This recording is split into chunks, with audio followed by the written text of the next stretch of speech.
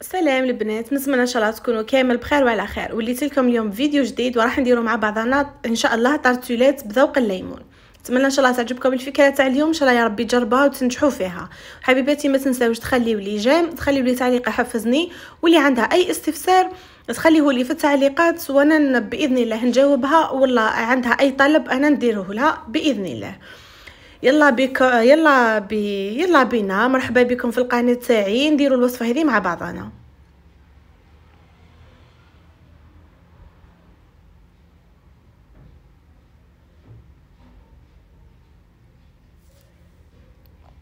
واول حاجه نقولوا بسم الله ونديروا العجينه. هنا عجينه مقادير مضبوطه، وثاني فيها واحد السر راح يخلي لكم الطرتولات تاعكم يقرمشوا لمده طويله، كامل ما يتشمخوا لكمش. بزاف نعانيو من المشكل تاع لي فون دو طارت كي يتشمخوا لنا كي نديروا لهم الحشوه.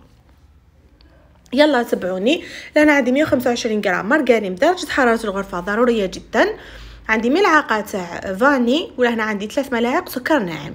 لهنا الملاعق يكونوا بومبي. نبدا الان نخلط. لهنا ملاحظه، ما نخدموهاش بالضراب الكهربائي، اخدموها بيديكم ولا بالضراب اليدوي فقط. يعني ثاني ملاحظه، لهنا الملعقه هذه تاع الزيت ما ديروش بزاف وما تستغنيوش عليه، ديروا ملعقه تاع زيت.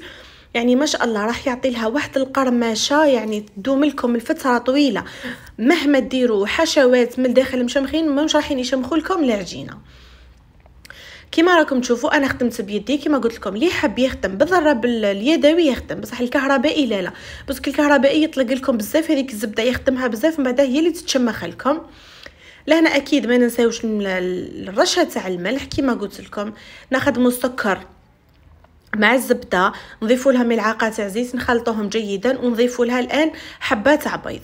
لهنا ضروري جدا ندخلوا هذيك حبه البيض مليح في الخليط تاعنا.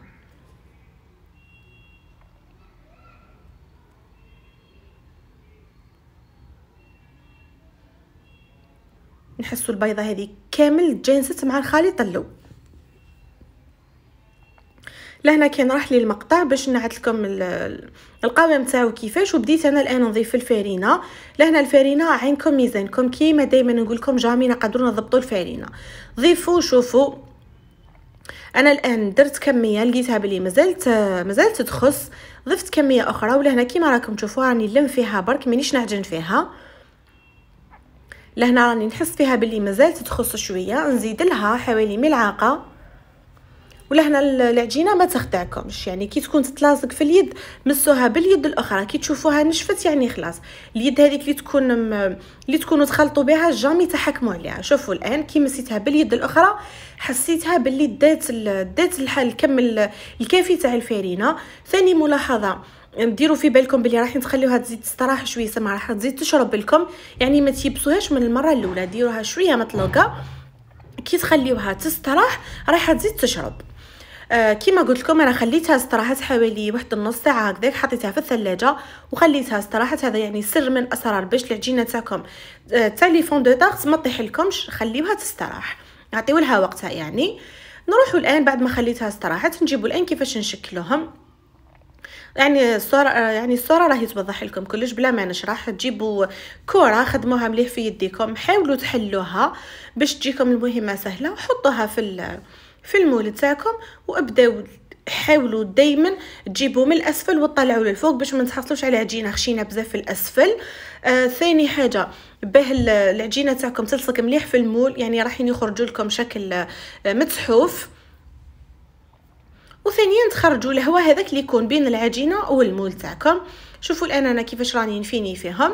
كملت انايا طبعت واش عندي، هذا واش عندي لي مول، يعني برك معليش نطيبها على 2 مرات. ملاحظه مهمه نثقبوهم مليح. انا يعني لهنا نزيد ندخلهم للمجمد 10 دقائق باش نضمن صح باللي ما يطيحوليش.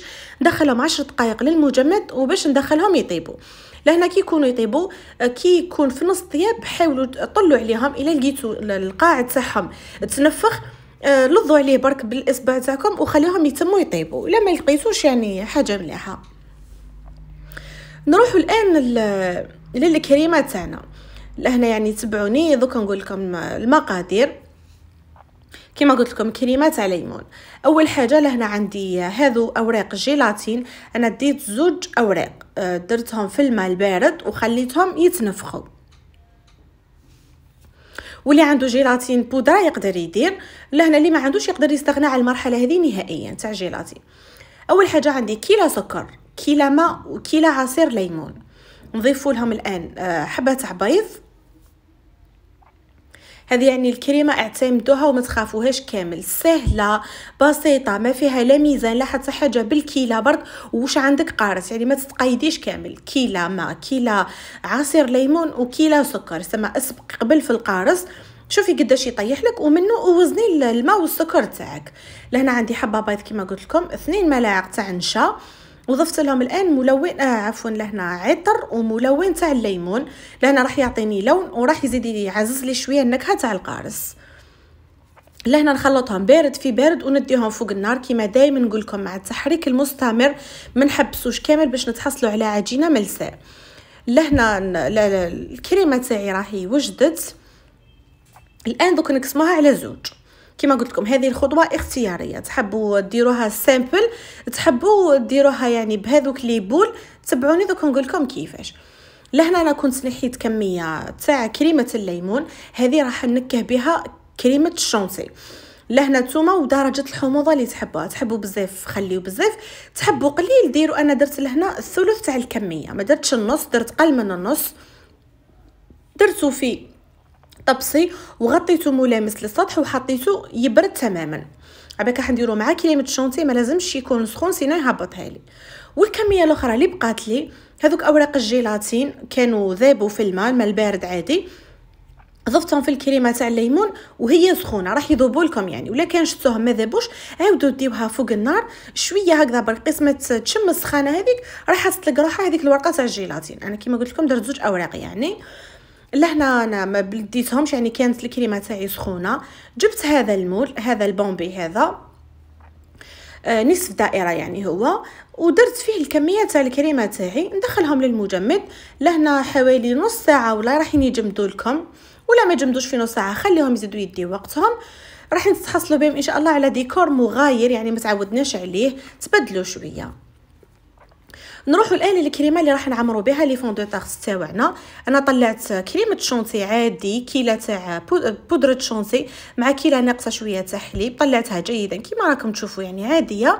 ضفت لها هذه كريمه الليمون اللي كانت بردت تماما يعني نحتاجوها تقدروا تقولوا شغل في الكونجيلاتور باش تعطيكم نتيجه يعني مضمونه. ندخلها مع كريمه الشونتي هذيك ونطلعهم عادي.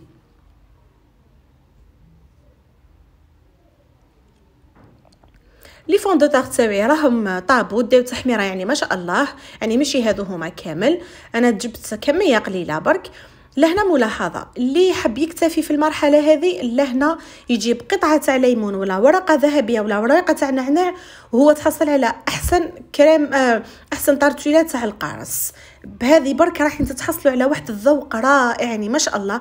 شوفوا الكريمه كيفاش راهي شاده روحها، كما قلت لكم طرف تاع قارص شويه ورقه ذهبيه ولا ورقه تاع نعناع، وانتم تحصلتوا على طرتيله تاع الليمون من اروع ما يكون. واللي حب يزيد يتفنن فيهم تبعوني المرحله الثانيه. شوفوا يعني ما شاء الله حتى هكذا شكلهم راهو يشهي امام البنه ما نحكي لكمش. واللي حب يبدل شويه على الشكل الكلاسيكي اللي تعودنا عليه، هاهم ليكم الكرابه هذوك اللي كانوا جمدوا نحيتهم يعني ديمولاو لكم بكل سهوله. حطيتهم من الفوق ودرت لهم تزيين بورقه نعناع شويه في ورقه ذهبيه، وحنا تحصلنا على اروع واجمل طارتولات ممكن تجربوهم تفرحوا بهم عائلتكم، تحتاجوهم في مناسباتكم يعني من اروع ما يكون يعني صدقوني، سواء في الشكل سواء في الذوق.